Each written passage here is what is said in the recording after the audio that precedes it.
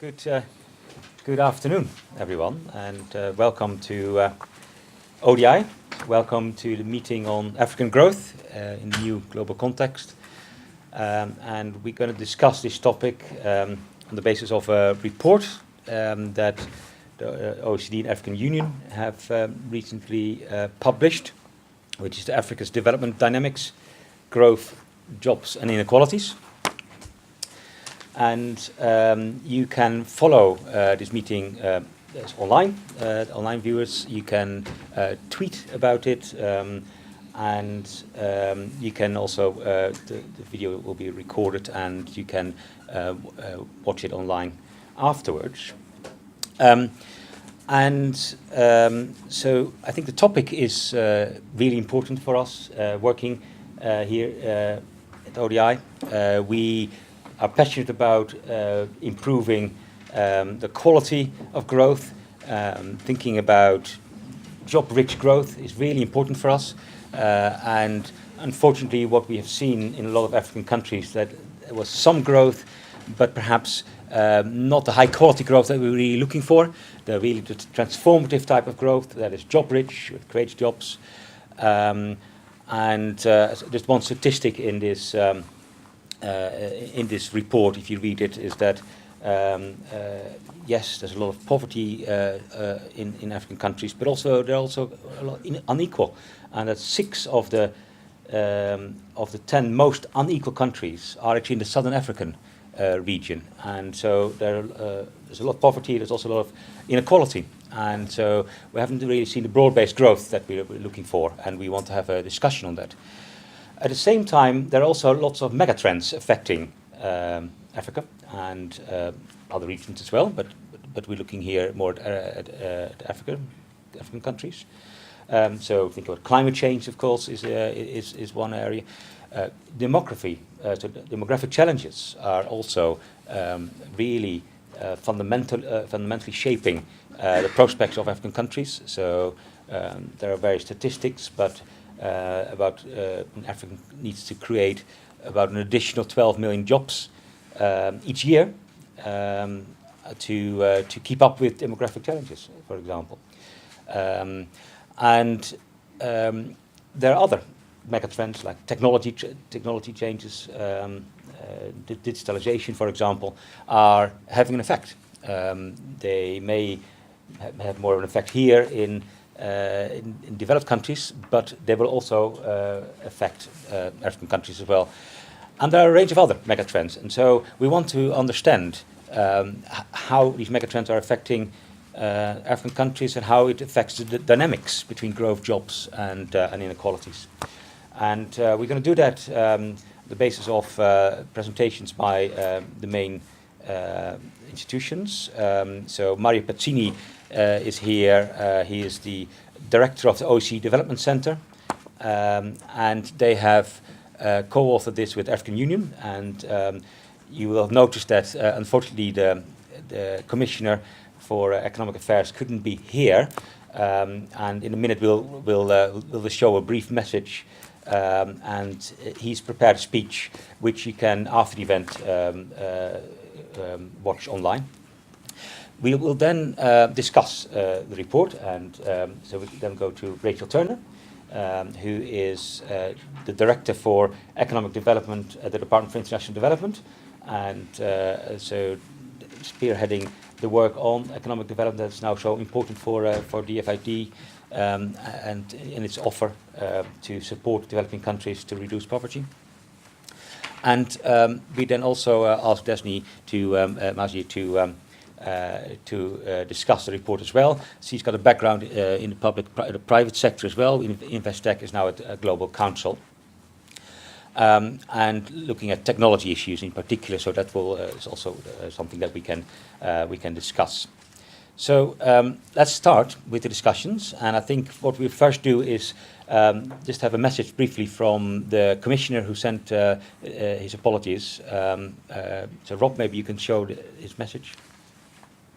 Excellencies, ladies and gentlemen, I would have wished to be with you in London for this launch, but I am unfortunately prevented from attending by overcommitments here in Addis Ababa.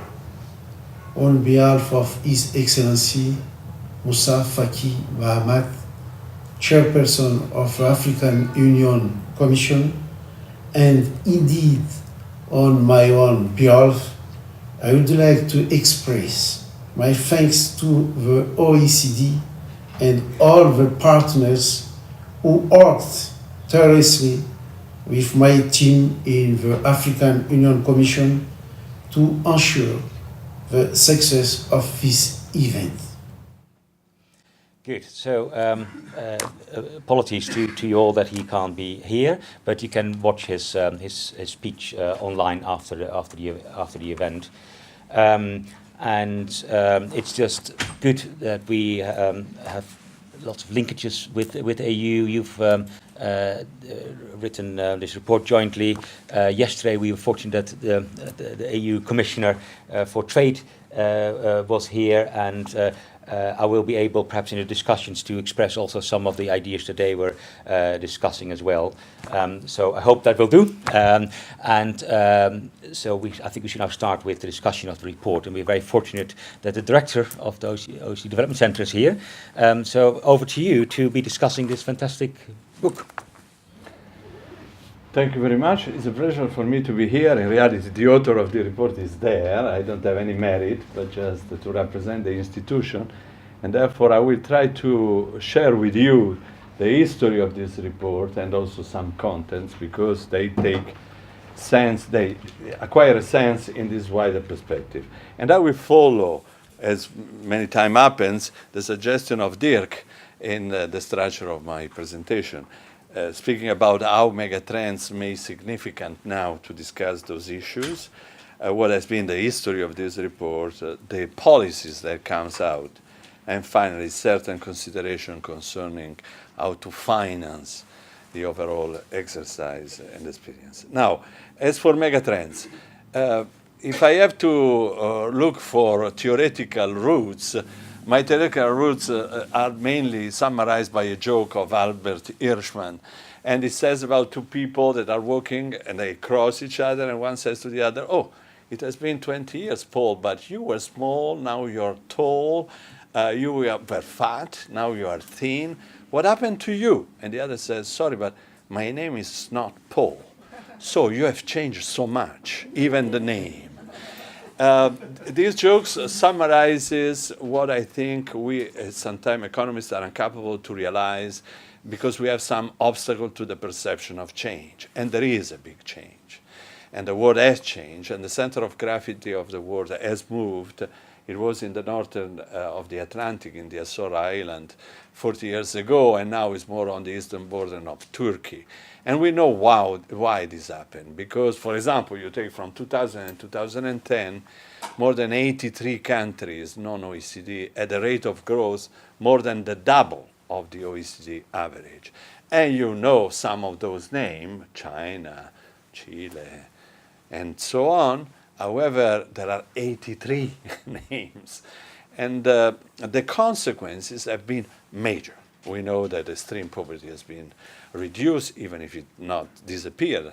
Unfortunately, we have to do additional efforts. We know that the conditions in the global labor market have changed, and we know also that the distribution of monetary reserves have moved and now are in the hand of non-OECD country in majority, and so on. This has a lot of consequences also for Africa, and we, just to remember some, in 2009, China became the first economic partner in terms of trade of Africa. Obviously, European countries like to say that the sum of the European is more important, but if we take individual country, that's the story. A lot has to deal with foreign direct investment when we observe China, and also innovative form of cooperation. Now, what does it mean? Mainly, it means that we have dealt for many years with differentiated tools and, I think, a strong intelligence against extreme poverty. But this was one of the traps that the country are facing. There are other traps that the country are facing, and if we are not capable to address those traps, we are like somebody that is bicycling and stop pedaling. Obviously, it will fall down. and will reverse, including towards forms of extreme poverty that we thought were eliminated. It's not necessary to go far. It's enough to go on the other side of the Atlantic. In Latin America, we have seen these things happening in Brazil, for example, but in many other countries of the region. So if that's the situation, addressing the different bottleneck of development is a kind of permanent effort, and this is probably the most important messages, at least from my point of view, that comes from the SDGs. So, in that context, we started 17 years ago, together with the African Development Bank, to produce every year a report that at that time was called African Economic Outlook. Lately, also UNDP joined that crowd. But the report that we are launching today has changed the configuration. In reality, it's a report of the African Union, and we have helped the African Union, and we would like one day to be nominated the best supporting team, because that's the logic. I mean, we are dealing with a policymaker institution, and as technician, we can support, or as international organization, we can facilitate the policy dialogue with other countries. But that's a report, and we are proud of that the African Union considered an African report. Now, where does it come from? What is the history? What have we elaborated over these 17 years to get to this point? I could summarize many data and experiences, but probably the most important one starts 6 years ago, when, as we were in charge in that joint venture of the past of the structural theme, we decided that there was something happening under our eyes, and it was the demographic change in Africa. It was one of the global challenges that Dirk was referring to. It's African, but it's global, because the consequences of the spillover can be, and you know better than me, very wide. So we observed that in Africa there was the most important increase in population that we have observed in history, because it was the biggest in volume and the quickest in time. Africa will take half of the time that Europe needed to get to the same level of urbanization, for example.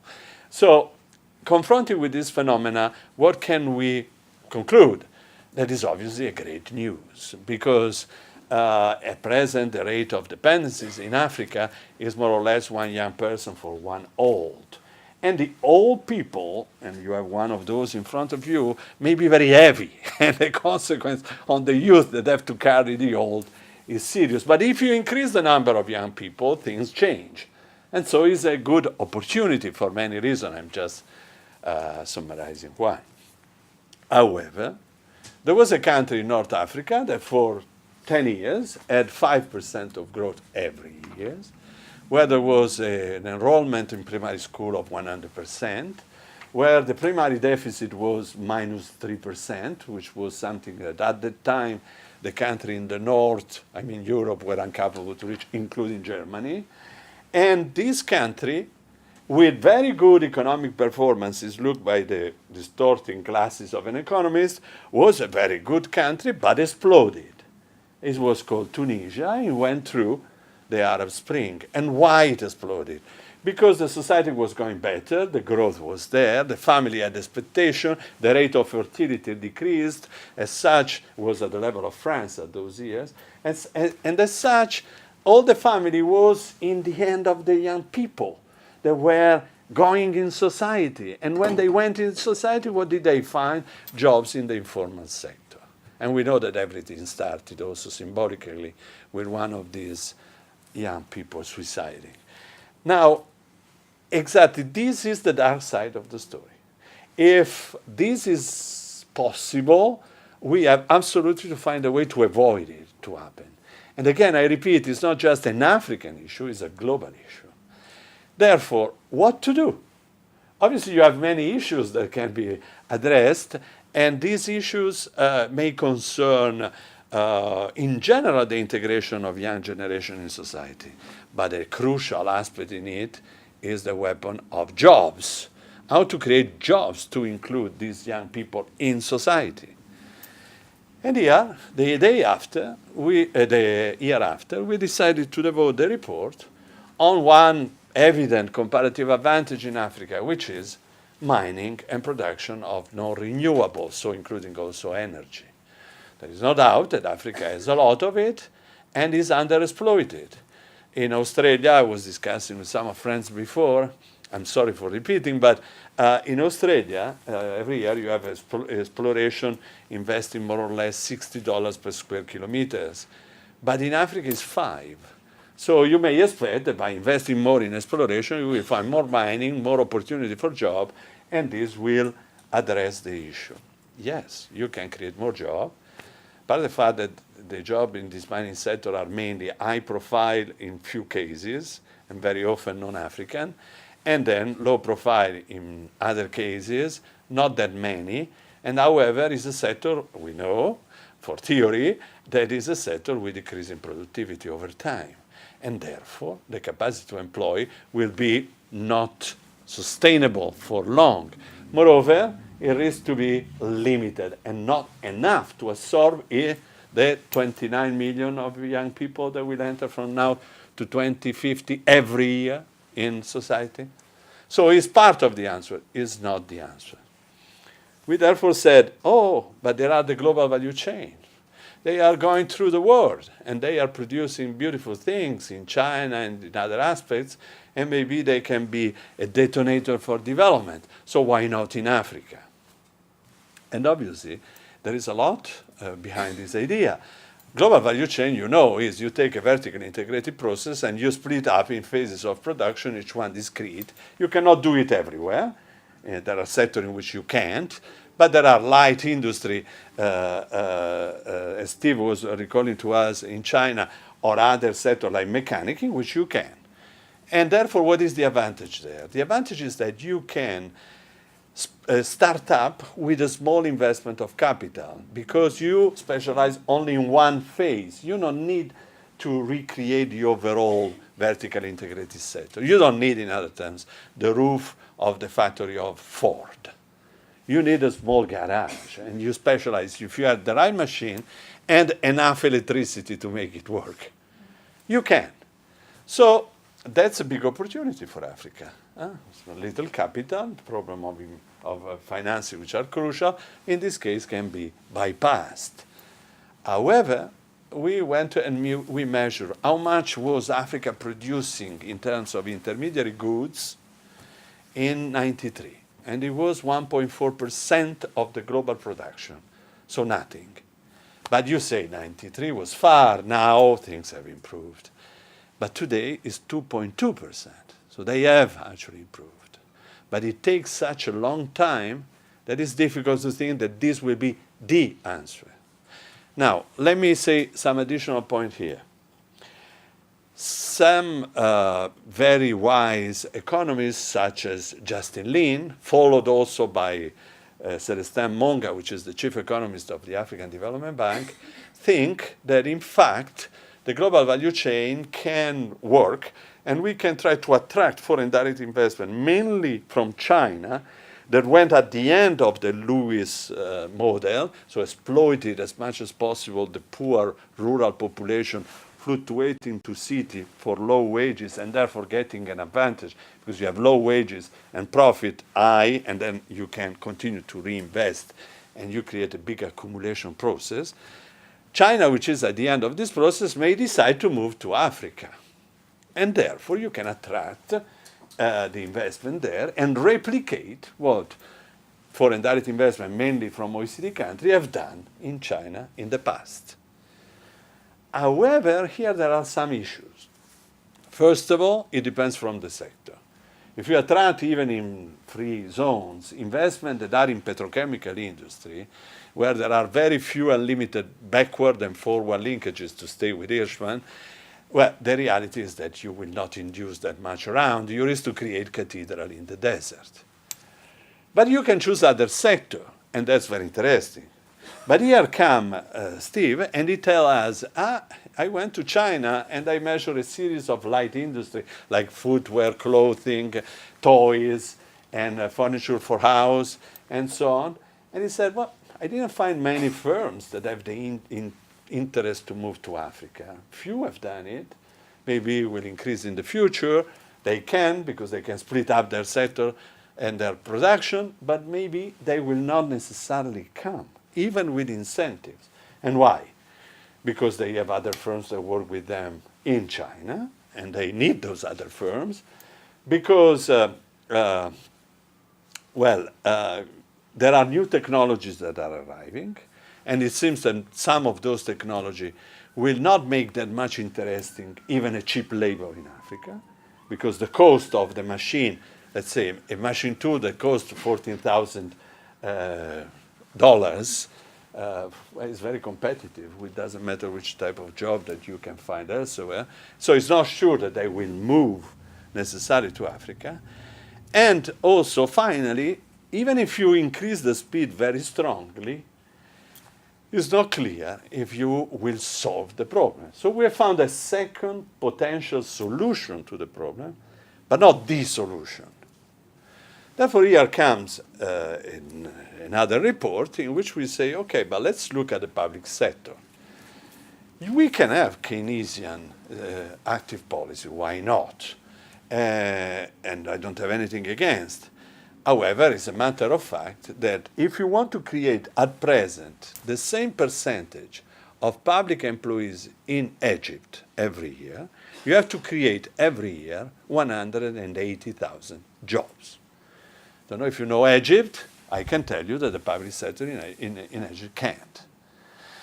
You may say, yeah, because in Africa there are no taxes, people don't have fiscal revenue, the state is not capable. It's true up to a certain point, because sometimes we have to revise this idea of Africa as being incapable to raise taxes. Tomorrow I am here also for a discussion on Latin America. Latin Americans are very proud of what they do, and they think that Brazil, with 30% out of GDP in terms of taxes, is capable to raise taxes. Why is Africa? No. Argentina, 29? No. And so on. You take Tunisia as 31% of taxes out of GDP. South Africa, 29. Morocco, 26. Chile, which is considered a country very effective and efficient, is at 24. So it is possible. The point is that the efforts for fiscal reform is so strong that any political economy expert will tell you that it's impossible to realize in short terms. So what to do? And we are working, we presented this situation in this report, and we are looking for the answer. We continue to look for the answer, but this time with the African Union. And what is happening, and I come to my third point, what is happening now is that, 2 minutes. Yeah, we consider that if we can do things with what I described, a little bit of everything, in any case, we cannot avoid to concentrate on the existing activities in Africa, on the small firms of Africa that are there, on firms that in many cases export, but in other cases, no, because they serve a local market, because they produce non-tradable, and this economy is, at present, the strong economy of Africa. So the question becomes, is it possible to have leapfrogging, to start with those firms that exist, that very often are traditional artisan, working with universal machine, with very wide tolerance for a local market and not passing the border of a municipality? It's possible to have leapfrogging. Here I come to my fourth point, and I conclude. It is possible. In many cases, we have observed experience of industrial policies that were not addressing large investment of large firms, state-owned or not. We have experience of industrial policies that address local fabric of firms and economic activities. The only point is that sometimes we have forgotten that we had. Let me give you some example. There is no doubt that to develop this industry, it will be required to have training and skill building. I'm not speaking about alphabetization of education, which is obviously required, but you will need also technical training. How to do it? Well, the Polytechnic of England that existed in the recent past, even if they have disappeared, or the community colleges in the United States where you have both public sector and private sector sitting down and deciding together how to provide in the local community technical skills, are an experience on which we can think. Policy of cluster, where the problem is that small firms working with another small firms close and doing the same thing is just inefficient, but a small firm specialize and the other specialize in other things and complementary. They can be like a large firms without the roof, have been tried in Denmark, have been tried in some state in the United States, have been tried in several parts of developing country, and we can sit down and think about it. Last but not least, in many cases, a small firm is small. It cannot do everything inside, so it tends to buy clothes. Clothes because it's difficult for a small entrepreneur to call Los Angeles if you are in Rwanda and ask if they do wheels for your car that you are producing. You go clothes, you go in the local shop and so on. If the clothes is effective, then you are competitive. If the clothes is not effective, you are not competitive. The close, the territory, become a factor of production in a certain sense. How much do we have experience in policy that strengthen the local environment? Not the generic sentence that OECD like to say, an environment conducive to growth, when in reality we think only to change national regulation, but not to go in the nitty-gritty and see how things work. Is it possible to do it? Yes, we do have experience in those fields. Can we put this experience together? I will end with just one consideration. We are discussing at the end of the story about policies. It doesn't mean that the private sector cannot have initiatives or that we cannot use the private sector to intervene. Actually, the opposite. But how do we finance those policies? It's helpful to recall that the first source of funding for policy in Africa remain taxes. The second, together with the third, because they are at the same level, are foreign direct investment and remittances. ODA come only late. And finally, there are philanthropy intervention. We need to rethink the system, not just one aspect of the system, the overall system. How can we use ODA to be a leverage for other activity and foreign direct investment that may come using the private sector? We need to think to development bank. For Africa, we were discussing about the Development Bank of Ethiopia, but in Brazil, BNDES is spending much more than the World Bank in overall Latin America. They exist, they are there. The BRICS Bank is going to be a development bank, very active in many BRICS and not only BRICS countries. So thinking about financing means that we have a little bit to open our traditional discussion, because the ancient architecture probably needs to be revised. Thank you. Thanks very much. That's very good. Quite a few important things in here. We need to look beneath the surface of growth rates. So there was quite some growth in Tunisia, and then problems started. So we need to look underneath headline numbers and think about whether that growth is really transformative, whether it's broad-based, right, and whether it creates jobs. So that is really an important message there. And then secondly, we're in search for solutions, and of course this is your first volume together, but you will do more, isn't it? And in fact, we just had a discussion on your next report earlier today. But it's also thinking about, it's a dynamic process. You're trying to learn. You're trying to think about what are the solutions. But you do say that there are some challenges out there, and some issues such as tagging onto global value chains are at most partial solutions. They can't provide all solutions.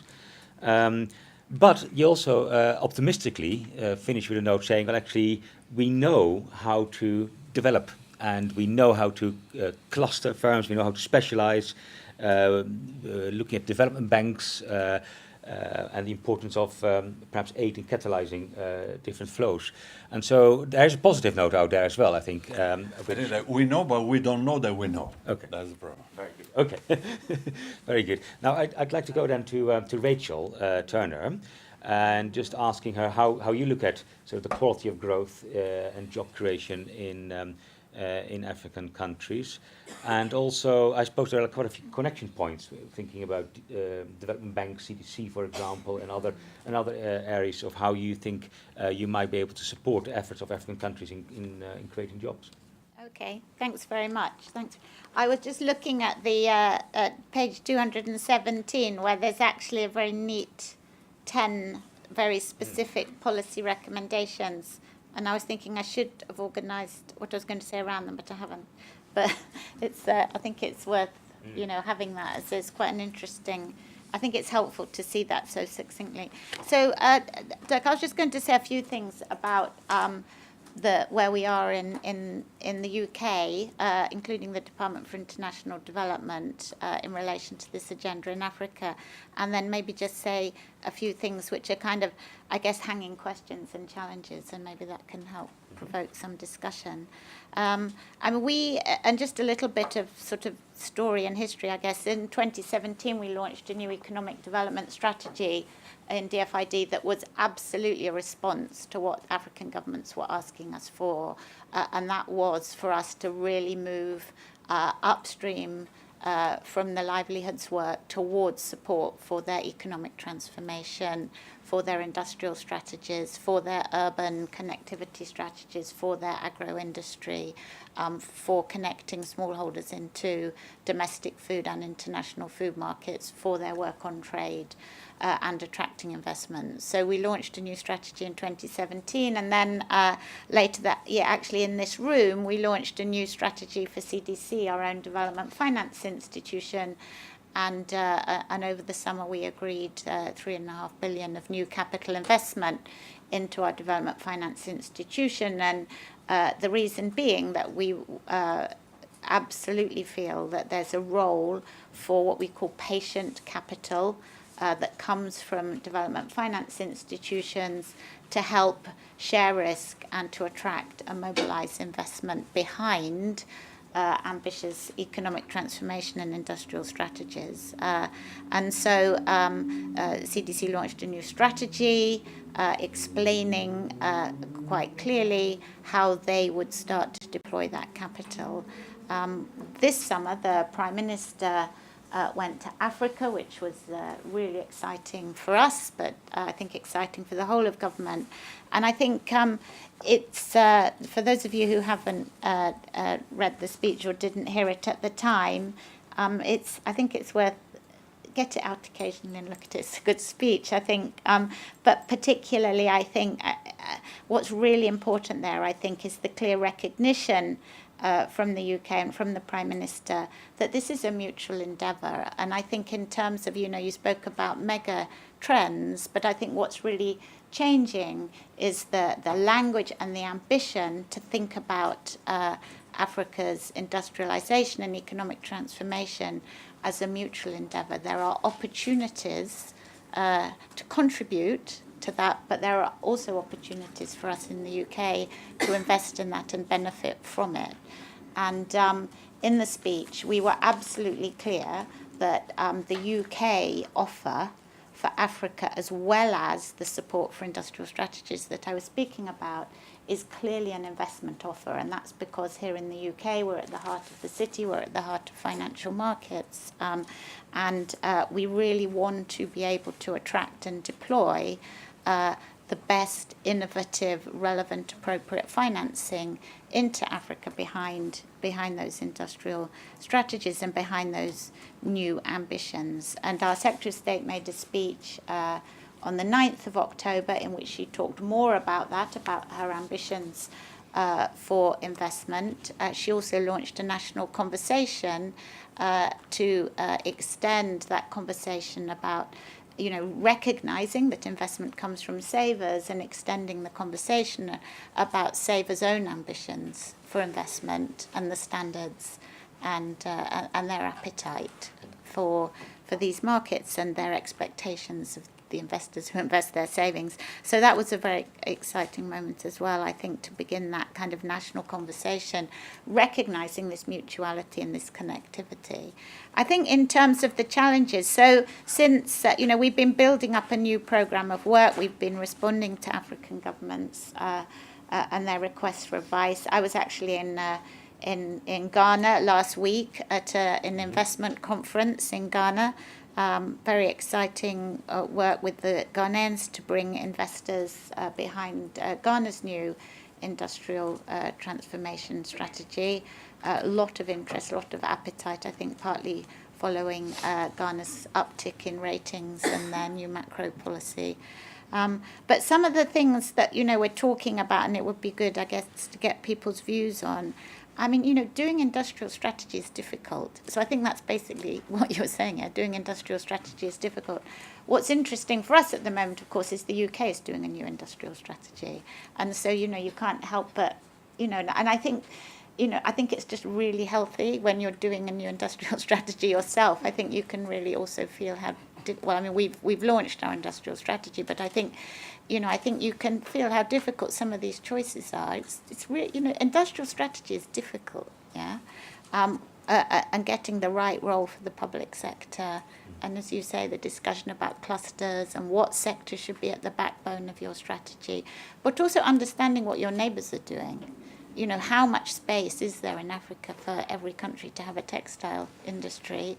Yes, healthy competition, yes, connectivity, but I think those issues are quite difficult, and how much you can afford to build industries that then lose out to competition. I mean, they're just difficult questions, yeah. And I think questions about investment zones, public-private sector models.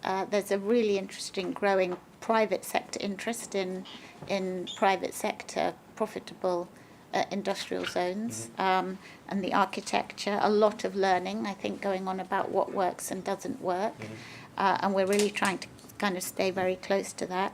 I think the skills piece, I think if you were to ask us to kind of where we are on the skills piece, it's to say what absolutely still fundamentally matters to kind of get energy behind the economic transformation piece is that kids leave secondary school with a good education, and compensating for that through very expensive skills programming is not necessarily the best way to be sort of focusing effort, and there's a big debate about that. But I think that's why you would tend to find us focusing more on the secondary piece than the kind of top-up skills piece. Not to say that there aren't really important things to do. I think we would call it sort of readiness for young people to be able to work and access jobs. For us, there's a growing recognition of the importance of helping African governments utilise the preferential market access that they have and will have going forward, specifically to the UK. The whole preference utilisation piece, the import piece is really important. And I think,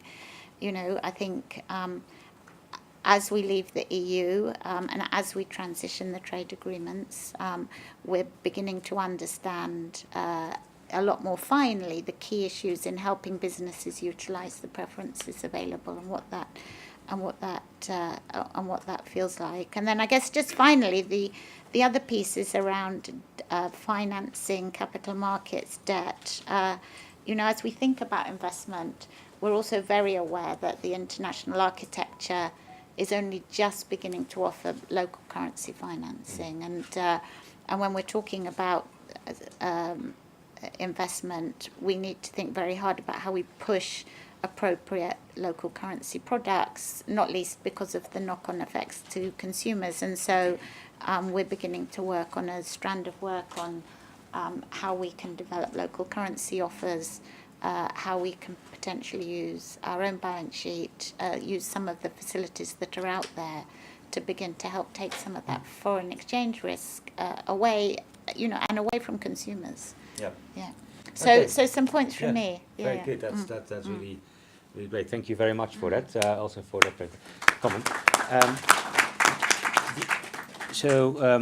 A lot of connection points there. So one is around industrialization, so that you're really interested in supporting African countries to industrialize, which is something that Mario was also looking for and thinking around. So that's an important conversation, and that may then help to sort of provide the jobs and increase the quality of growth.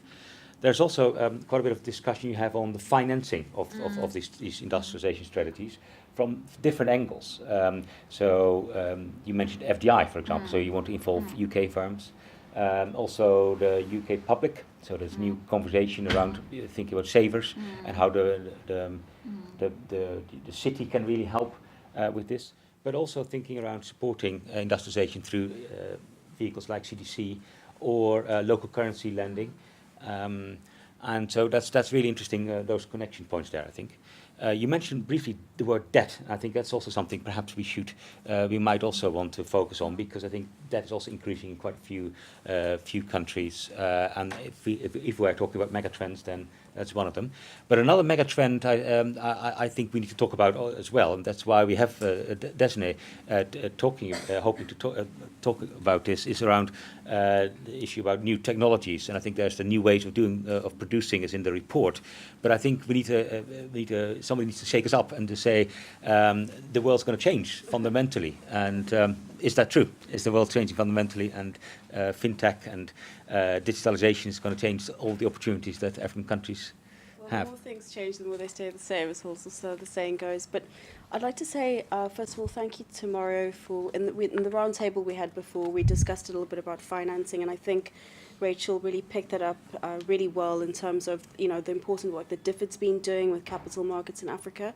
And Theresa May's trip to Africa. One thing that I want to pick up on especially is the work that Financial Sector Deepening Africa, which is one of DFID's flagship capital markets projects in Africa, doing a lot of things with fintech especially. And I think one of the best things, most exciting things that came out of Theresa May's speech and all of the initiatives that were launched was certainly the innovation partnerships and the fintech partnerships. And I think, so I want to talk to what both speakers have said, and as well as some of the speaking points that I prepared in relation to the report. So just to recap, the OECD report, I want to speak to the mega trends specifically and how they interrelate in terms of innovation. So the first one was shifting wealth and how emerging markets are playing an increasingly important role in the global economy. Now, this is important because the UK has, of course, got its development partnerships, but it's also got competition from China, as you mentioned, but also Japan. So a lot of people, this will change strategically, not only the developmental and political partnerships, but also the flow of capital. I think that's an important thing to realize, that Africa's role in the global economy is really changing how these things develop in terms of innovation, in terms of capital. Then the new production revolution. So that's really the mega trend that I'm really speaking to in this. So we've been talking about industrialization, manufacturing and strategies for Africa, but of course automation and digitalization are going to bring huge challenges. And last year, for example, I facilitated a roundtable of central bankers in Basel, and they were very, very concerned about, the threats to jobs from automation. So, of course, one of the points that was made in the roundtable was, for example, Rwanda's got labour as one of its major, economic inputs. But the thing is, then, if you've got that in combination with rising wages, as Stephen mentioned, along with automation, is there a big risk that we need to be talking about in terms of the scaling up and so on? So some very sophisticated things are happening, but we need to realize we're talking from a low base. For example, with fintech especially, people say, we're going to bring insert tech, but if you only have 1% penetration of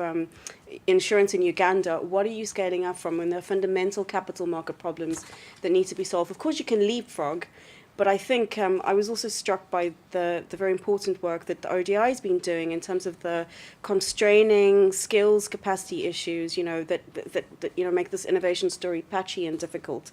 Then, of course, you've got this big demographic dividend, which is one of the the mega trends that is identified. So you've got these young populations very interested in tech, and I think there's a lot of promise in terms of innovation. But then do you have the education, inputs that, Africa is really lagging behind on its STEM metrics and mathematics and and science in terms of teaching are these things that we need to invest in as well.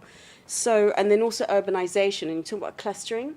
So urbanization, for example, if you look at why London is such a successful exporter of capital markets and fintech expertise, is because in urban centres ideas are rapidly exchanged. And I think, accelerators, I think some of the things that, the UK government is contemplating, especially in Nigeria and Kenya. And then finally, climate change and investing into clean technologies. I think one thing that we really need to, we didn't speak so much about climate change as well. And the thing is, Africa's got probably the lowest emissions, but will be affected the most by climate change. And how can innovation and really creative funding models also support renewables and clean technologies? Now, I want to talk about these mega trends and how I see some really interesting capital models. So of course, there are some, fundamental capital market problems. But what I see happening that's really exciting with fintech and private equity and venture capital, which is where, the people are really making the bet on fintech. It's coming from your VCs and your investment banks. And I think this is where, there could be some fresh thinking around policy responses, because these kinds of new, sophisticated, forms of capital, I think you're seeing that Africa's not only just becoming a norms taker in terms of innovation, it's becoming a norms maker. And I was really delighted that Rachel mentioned that the UK government is beginning to take on board criticism that it's had about the way you talk about your engagement with Africa as an equal partner. And I think that is one thing that is really key in making these innovation partnerships work. If we look, of course, digital currency was invented in Africa with M-Pesa through DFID, and I'll talk about that example a bit more. For example, in cryptocurrency, which is a completely new asset class on the cutting edge of markets, people are launching ICOs, initial coin offerings, in order to hack developmental problems. So you have Vitaly Buterin, who's one of the founders of Ethereum, is doing things like doing airdrops of crypto to fiat to refugees of universal basic income. So where there are ineptocracies in the government structures, tech is really, I think, doing some very interesting things in terms of solving new, developmental problems in new and exciting ways. So you could sit, in your bedroom in Chelsea, and you could raise an ICO to, do a train in Senegal if you really wanted to. So let's talk about some of these examples. So M-Pesa, for example, started with a £1 million co-funded between DFID and Vodafone. So £2 million launched in 2007. 10 years later, M-Pesa has half of Kenya's GDP flowing through those platforms, goes to 20 million users. Another success story seeded in the UK at level 39 at the fintech accelerators, Azimo, which is a fintech that was launched in Poland but based in London now. Azimo, from 2012 to 2018, has $600 billion passing through its platform annually. That is a staggering amount. We talked about remittances. So through mobile, making these things scalable and handheld. I mean, the thing is, it's patchy and there are problems, but the amount of capital is really beginning to attract the attention of investors. And if we just talk about some of the private equity commitments that have been made, Goldman Sachs invested $52 million into Jumo, a South African fintech, just this September. Azimo itself attracted $20 million from Rakuten, which is a Japanese fintech. And like you're saying, Rachel, this also creates jobs for UK people, because Azimo provides jobs for people based in their London office, as well as providing, jobs for people on the ground. But it's so I think this is really, really exciting. The sharing of regulatory diplomacy, the sharing of capital market expertise, technological expertise. You look at Kenya as a great example of, things like Ushahidi, which is led by Akori. I forgot her name. I know her name's Akori. But that technology was used. It's a global positioning whistleblowing app that you can download, and that was used in the American election, for example, for people to audit what was going on the ground. So I think there's some genuinely exciting opportunities. I mean, I constrain that is, of course, with the challenges and, all the things I mentioned, like education.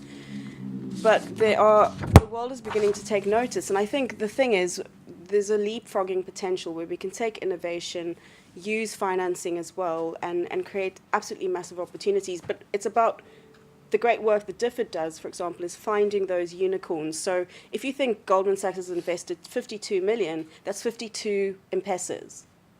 You know, so I just kind of think we need to think about it in slightly different terms. Good. Thank you. So a very uplifting comment there as well. So, I mean, if we take this together, we need to make sure that we focus on the quality of growth, the right type of growth. It's really important. Think about jobs. And in that context, industrialization has been mentioned. So thinking about industrialization is an important part of the solution. And the question then we discussed a bit of how to help this, how to support this. It's a process. The ambassador for Morocco in the early session mentioned that there's no quick fix to this issue. It needs focus, needs a lot of attention, a lot of hard work, doing not just 1-2 years, but a whole decades of work. And we talked a bit about financing it, so the different ways of financing this. But thirdly, so one, quality of growth. Secondly, it's industrialization. But thirdly, innovation. I've heard that a lot. So when you think about innovation, and so yes, industrialization is important, but we also need to think about the future and think about these megatrends. And so Desna helped us with as you mentioned, climate change and fintech, and just the solution to this, to seize the opportunities here is innovation, and so. How can we support that? It's going to be quite an important piece of the puzzle to think about sort of Africa's development dynamics and getting jobs, supporting growth, and reducing poverty and inequality. Right. So lots of issues to be we can discuss, and so I'd now like to sort of open up to members of the audience, and happy for you to take a couple of points and questions, and so maybe start on the left first. Karishma, maybe you could say who you are, and then make a point or ask some questions. Hi. Wow. I'm Karishma Banga from the Overseas Development Institute. So I had a quick question for Mario, and perhaps also a little comment on the job creation angle. So it's, I think, OECD's research in 2016 which showed that the productivity slowdown that we've been witnessing is not as much as a slowdown in productivity growth, but actually the top 5% of OECD firms are actually rising in productivity. So, but it's also been accompanied by a widening productivity gap between the, so to say, superstar firms and the laggard firms. And this is the result of the divergence of technology and the firm's capacity to innovate, which also links back to what Dirk mentioned. So I just wanted to ask, so given the context of growing digitalization and how important technology and innovation is, how does Africa ensure that the digital policies that are in place are able to actually facilitate tech transfer from developed economies through trade and through FDI? And one quick point on the job creation thing. So yeah, we have done a lot of work on the different pathways through which digitalization can affect job creation. And yeah, there are a lot of growing concerns about automation, but there are also important channels through which new jobs can be created in terms of the sectors that are actually producing these machineries, or the services sectors that are providing repair and maintenance, or even if the productivity effect is there. So that can also lead to the creation of jobs through the value chain. So I think, to me, the more serious question is that if these jobs are going to be, is the changing landscape of jobs or employment. So it will create a lot more demand on the skilled workers. And workers will increasingly need, job neutral skills like soft skills, management, communication, these sort of things, along with digital skills, which can be both job neutral, like data analysis, also job specific, like computer programming. So I think financing of these sort of skills in a very targeted way is perhaps the key. Okay. Thank you. Thank you. That's very helpful. What you didn't mention, but what I will mention now is that you were the author of a report on digitalization and the future of manufacturing in Africa, which is part of the Supporting Economic Transformation Program that I'm directing, which is funded by DFID. And which is really thinking about this issue around what are the opportunities, but what are the challenges out there. So there's really about sort of question about the future of skills here that are needed. Does anybody else want to ask questions on this? Otherwise, I'll just go straight to Mario and. Yep, lady here. My point was just going to be about. Maybe you could do the microphone. Sorry. My point is about whether, so what you've talked about is a lot of bilateral sort of interest and relationships in individual countries. I wondered about how useful the regional entities are in Africa as a kind of vehicle for growth, or whether, I mean, are they relevant, irrelevant? Not quite sure. Thank you. Very good. And lady here on the right. Hi, I'm Ellie Gross. I work for an organisation called OMFIF, and we've just launched our second Africa Financial Markets Index, and we look at key themes and pillars across various African countries, and one of those is regulation. And I think one of the key things is if there's going to be a advancement in tech, and if we see fintech really developing and improving financial markets, there's a case to be made for regulation alignment, not just through the countries in Africa, but also through the UK and the US, and Europe as well. And I'm wondering what kind of the take on is that, and whether those are the conversations that are happening with the policymakers. So these are sort of two additional very important questions. So one is about the importance of regional bodies in supporting transformation, in supporting the growth job dynamics, which is really important to look at, and particularly in the context of the African free trade area now, the AU strategy, 2063 strategy. So how can they help?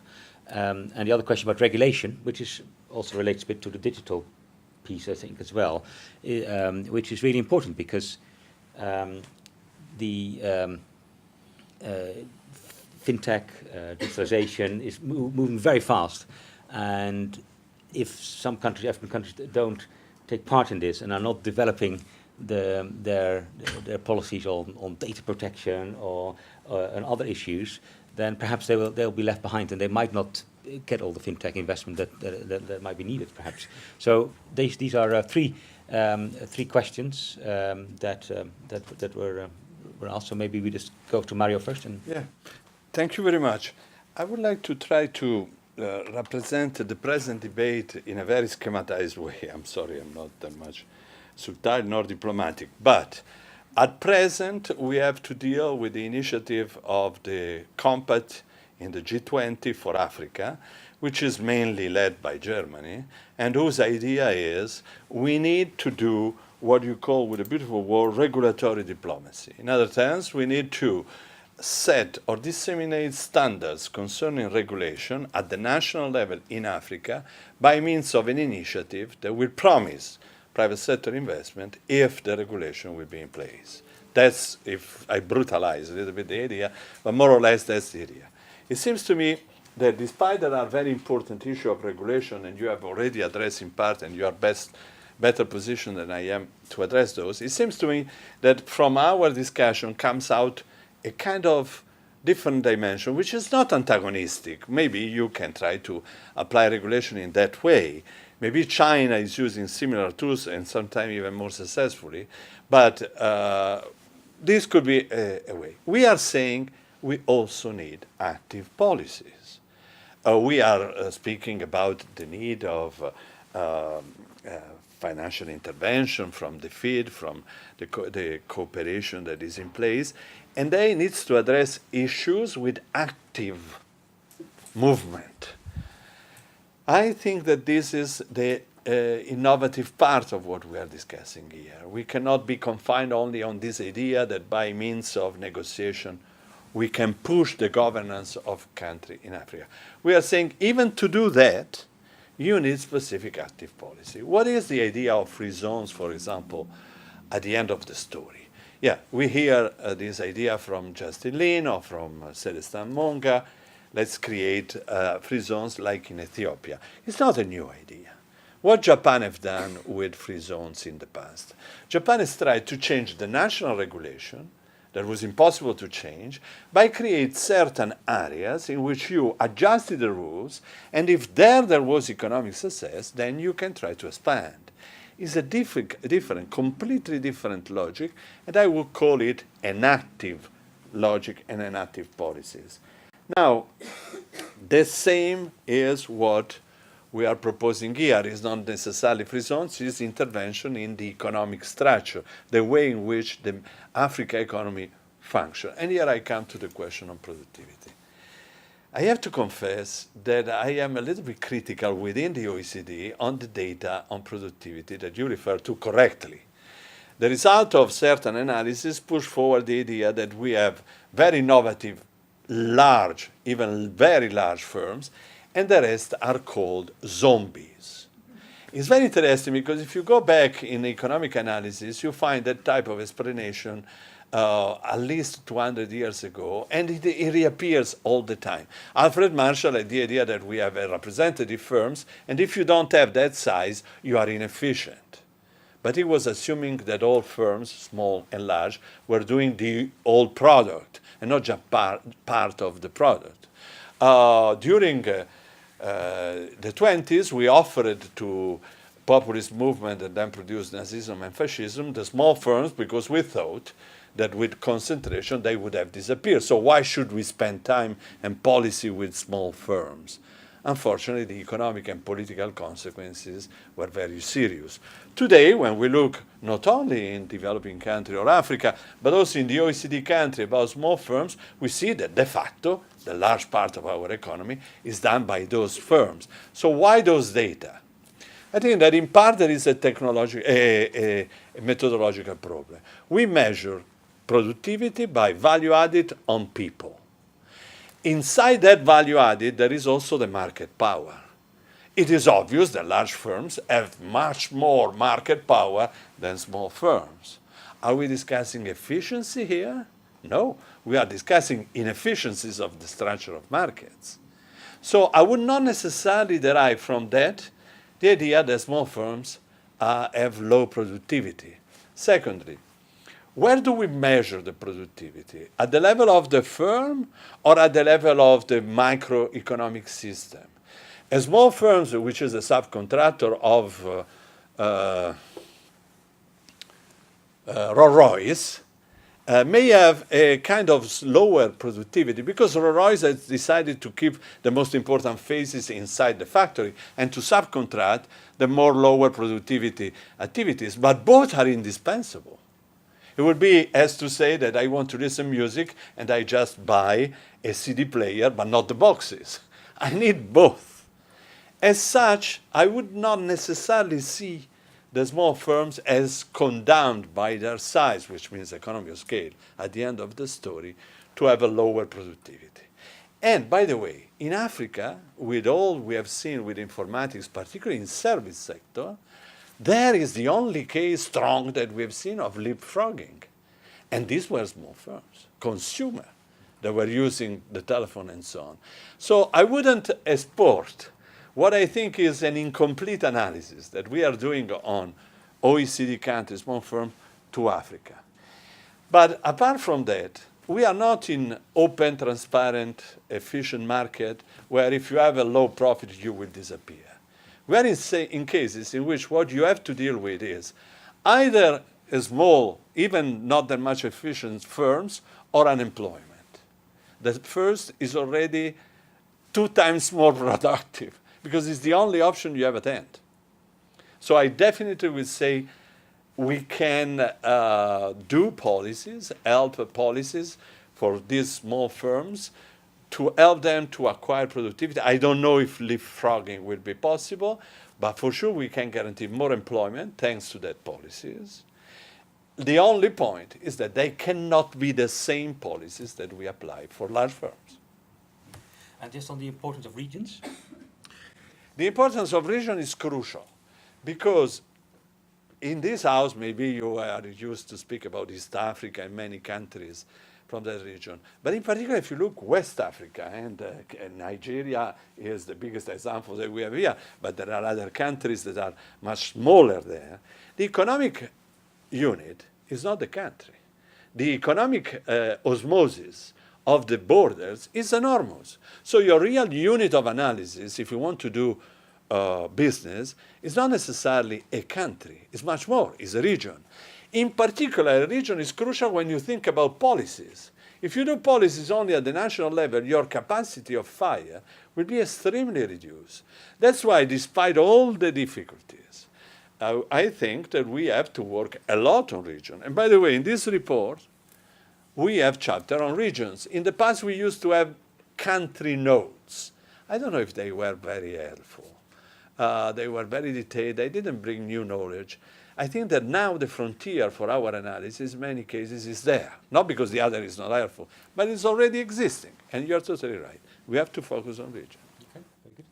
Rachel, do you want to?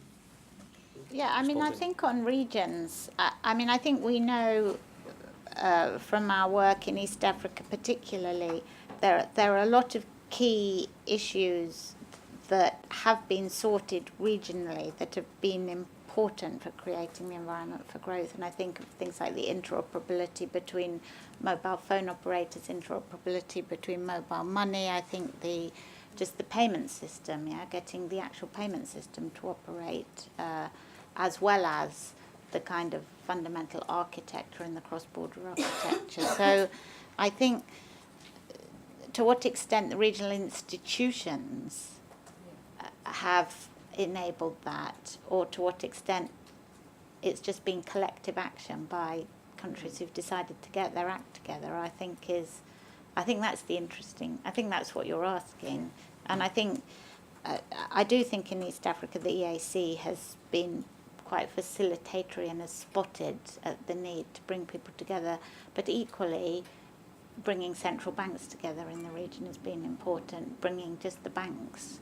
And so you've got, the banking sector anyway, sort of operating regionally. So I think it's a difficult call, I think, to argue how far the institutions. And the other regions sort of. I guess I know East Africa. I guess I know East Africa a bit better in Africa. I think so I guess that's my sort of experience. But I think to what extent it's the institution that's going to deliver the answer, I think it would be good to hear what others think about that. I think just on the I like Desne's use of regulatory diplomacy. I think just to specifically pick up your point, and Desne was referring to this, one thing we did agree during the Prime Minister's visit was a partnership with the Financial Conduct Authority, and we particularly and I think you were referring to this, to begin to help countries with regulatory sandboxes for fintech. So really beginning to help them, but to create that very thick partnership between our regulators. And we also announced at the Commonwealth Summit a new partnership between the Bank of England and central banks as well, which partly goes to the regulatory issues. So I do think that regulatory partnership space is really thickening.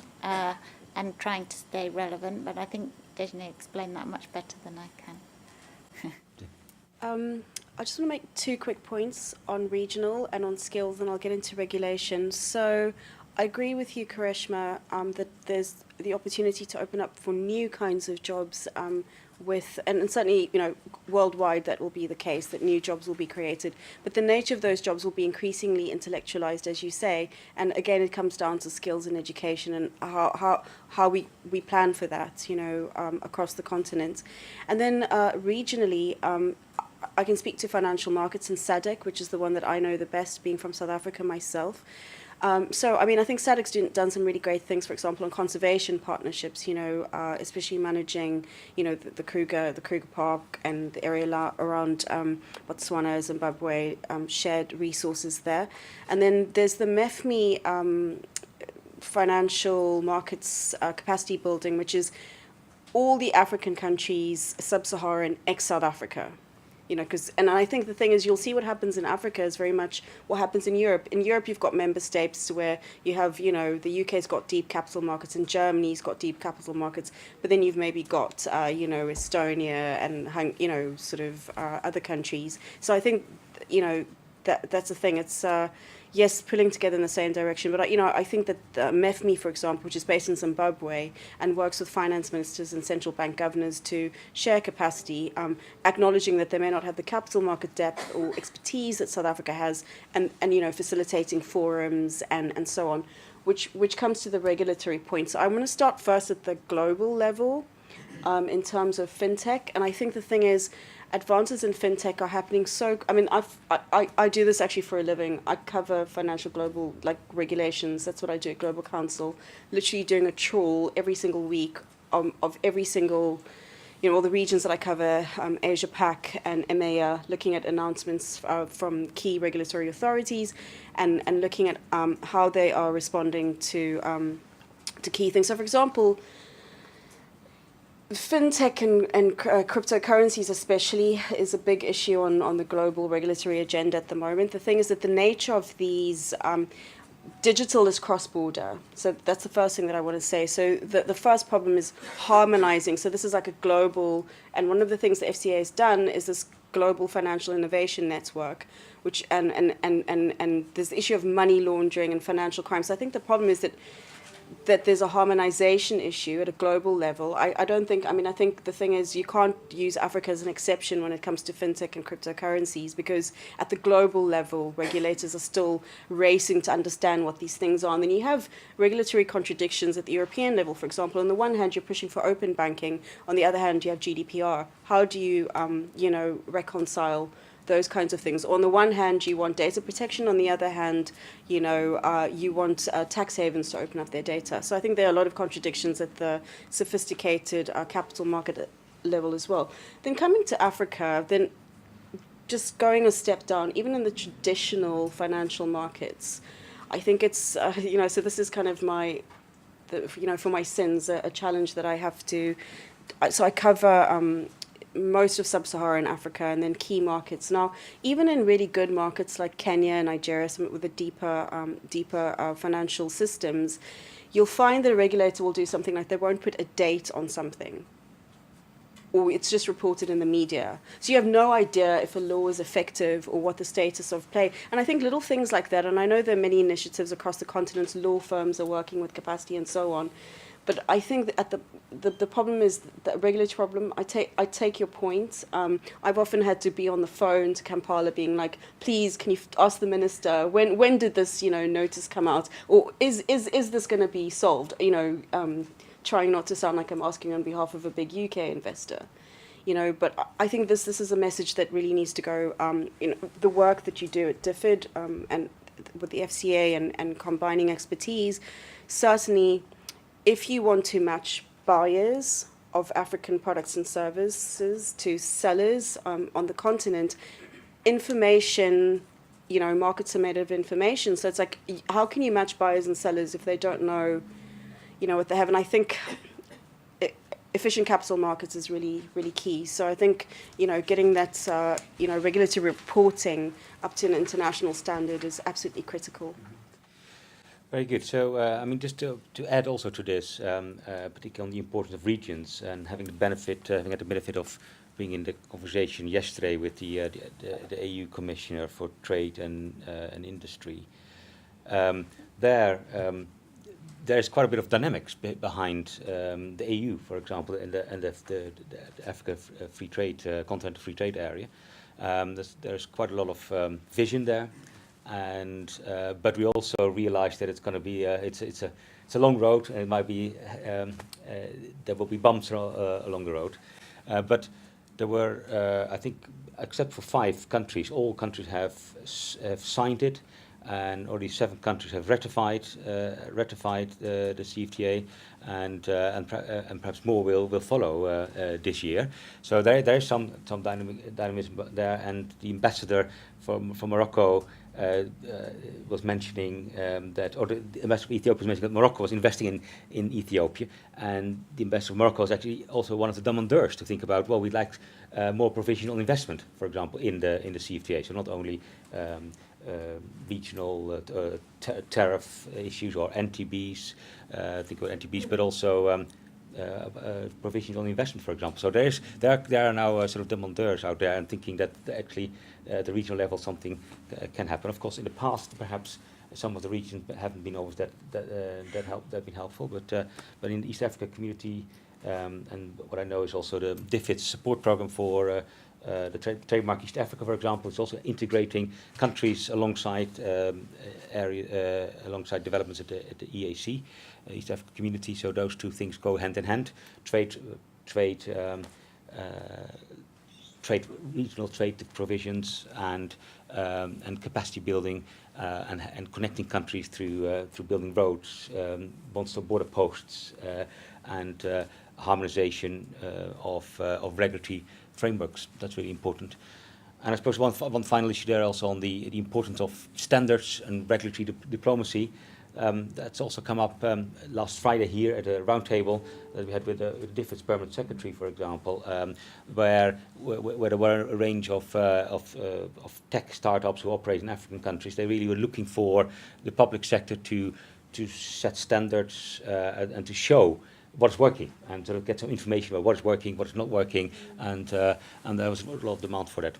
Right, we have time now for some more questions. So who'd like to start?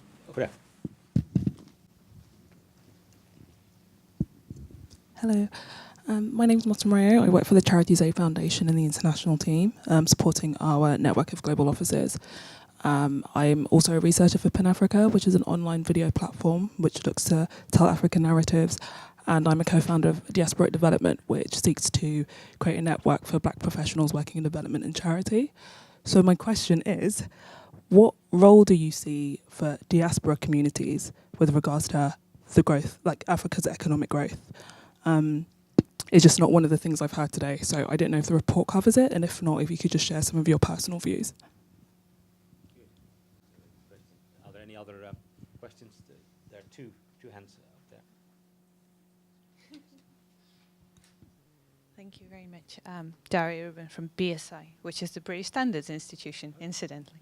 But my question is not about standards, and it sort of is to all of you, really, and it draws upon this idea of innovation.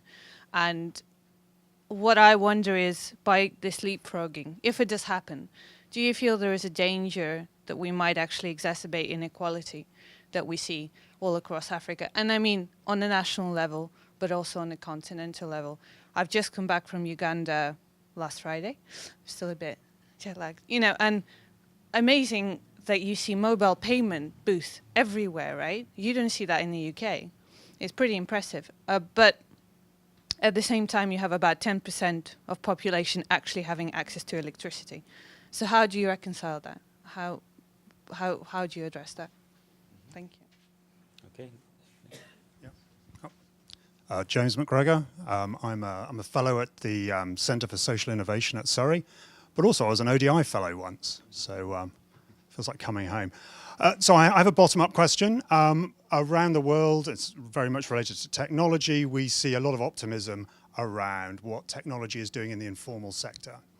So we're seeing sort of trade, payments, the point just made here, but also education and a range of other things. So my question to the panel is, how do we see this optimism in the informal sector? How do we fold that in? How do we accelerate that? How do we support that in this kind of work as economists into our notion of economic growth, but ultimately, bringing that bottom-up flavor to this? And I think the gentleman here. One more question here, gentleman over there. One more question, Mr. Thank you. Oh, thank you very much. Mine is more of a for the Christmas message. Yeah, I think just between last week and today, there's been lots of conferences on Africa. I think the FT Africa Forum yesterday and today, the Ghana government brought the whole trade and industry team to come and leverage finances. And with what your presence in Ghana, last week. So today, Ian, the High Commissioner, was with the Ghana High Commissioner, exactly. So I mean, my point is, the conversation is changing. So I work for a risk management firm that's solely focused in Sub-Saharan Africa. So we were in Ivory Coast and Ghana the past 3 months. And I mean, a client wanted to understand the risk potential within the agro space. What the UK is doing now, I think, is sort of having that horizontal conversation with Ghana. I think it's changing the rhetoric in a way, because what the Ghana government's policy now is Ghana beyond aid. So they want the private sector to come in and support. So I think from a global perspective, the notion, I guess for most people on the ground is the government has to do this. That narrative has to change, that the government just has to set a platform for the private sector to be able to operate. So if you want to set up a business, all you need to go is go online without having to go to a fiscal address and having people tossing you up and about. And I think DFID is doing a good work in some of these areas. Just to land lastly on the fintech space, there's a deeper education that needs to be done, because some of the central governors, bank governors, are coming around the idea of even the cryptos. So in Ghana, for example, I think they're using blockchain now for land administration. So you can sit in Washington, D.C., you don't have to be in Accra to look at how the lands are mapped. So they're coming around the idea. So as for the Securities and Exchange Commissions, to look at ways that they can support the central governors to either write in laws or one way or the other how to regulate the markets, because undoubtedly now folks are not going to the banks. So the banks are having to reduce their tellers, which in a way is reducing employment in some way. And this is the future. So there's got to be way that, I mean, there's more conversation to be had about this, but it is positive. So my for the Christmas message is, yes, things are changing, and we all have to rope ourselves into that value chain and see how best we can, move the agenda for the development of the continent forward. Because if it doesn't work there, then we'll see what's happening in the likes of Libya and Morocco. Some of these guys, wanting to jump ship because they want a better life. So thank you very much, in a way. Yeah, thank you. Good. So changing conversations, that's really important. So we have about 7 minutes for final comments from the panel. Perhaps, shall I start with Mario? So in telegraphic form, yes, we have been studying in the OECD for 40 years migration, but what was all about? The impact of migration in OECD country. We have very limited work in general about the impact of migration in the country of origin, and moreover, the impact of migration between the country of the south and other country of the south. We are working on it. And I can't agree more with what you said. Yes, diaspora is fundamental. First of all, because as I mentioned before, the second source of financing for Africa are remittances. And this means that Africans are financing the development of Africa in many cases. Secondly, because of knowledge. I come from a country that up to 72 had more emigrants than immigrants. We have forgotten it, unfortunately.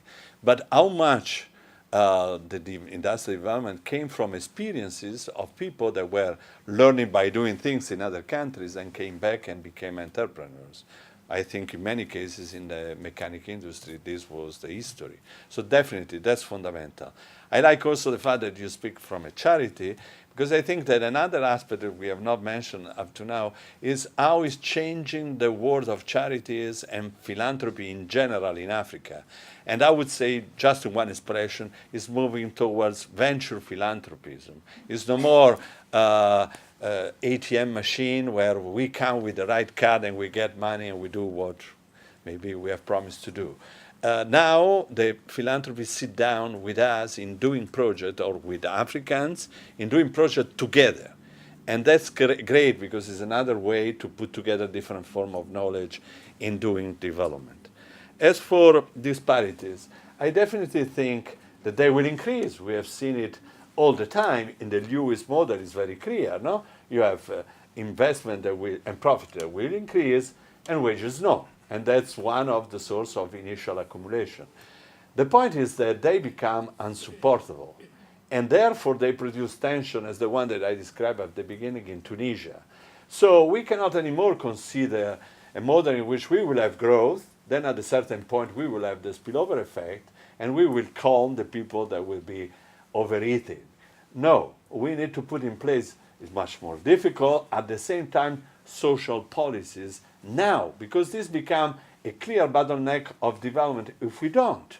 And we see, not only in Africa, but unfortunately also in Brazil and in other places, what is happening. Therefore, I think it's fundamental, because there are two figures. There are the middle classes that remain vulnerable. They can fall down if they don't have pension, because they work in the informal sector, and as a consequence, when they retire, they don't have a pension, or because somebody gets sick in family and they fall down, or because they don't have a car, and the firms close and open in 20 kilometers, and they cannot go there. And then we have the extreme poor that are sick and tired. It's like when you are in traffic. You see the other line moving, you are happy, you say, it will happen to me too. After 15 minutes, they don't move, you start getting crazy. That's exactly the situation that we tend to create. I don't see any other solution. We need social policy.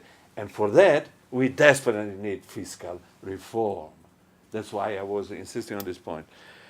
As for the informal sector, it's very difficult to make a difference between the formal and informal when informal is normal. In many countries, that's the case.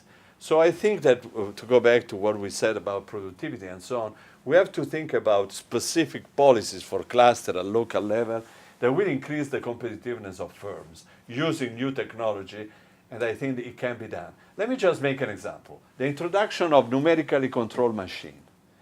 I was doing industrial policy in a region in Italy at the time, and I remember the firms were extremely competitive, very good. They knew everything about trigonometry, nothing about informatics. For an economist, means that you have to help them because they are efficient on the market. But you have to introduce a new element in their genetic endowment, which is informatics. Now we are confronting very similar problem. We need to intervene in that respect also for the informal economy. And then just one word, and I will conclude, the platform between different forms of knowledge.